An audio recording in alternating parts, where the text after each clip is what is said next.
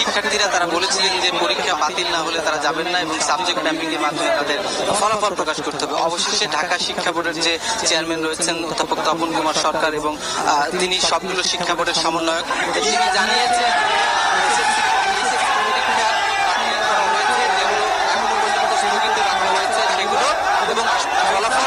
প্রকাশ করা হবে সেটি পরবর্তীতে তারা সিদ্ধান্ত নিয়ে জানিয়ে দেবেন, এরকম কথাই কিন্তু বলা হয়েছে।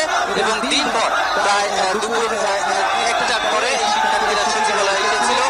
আগে কিন্তু সচিবালয় থেকে সিদ্ধান্ত দেওয়া হয়েছিল স্থগিত পরীক্ষাগুলো 11 সেপ্টেম্বর না হয়ে আরো পিছিয়ে দেওয়া হবে, অর্ধেক মার্কস অর্থাৎ 50 মার্কসের পরীক্ষা দিতে হবে, কিন্তু তারা সেটি মানেনি এবং তারা সচিবালয়ে শিক্ষা মন্ত্রণালয়ে এসেছিল। সেখানে দিনভর তারা শিক্ষা সচিবের রুমের সামনে অবস্থান করেছিল এবং সেখানে সমন্বয়কদেরও একজন এসেছিলেন। সেখান থেকে সিদ্ধান্ত এসেছে যে স্থগিত পরীক্ষাগুলো বাতিল করা হলো। সারা বাংলা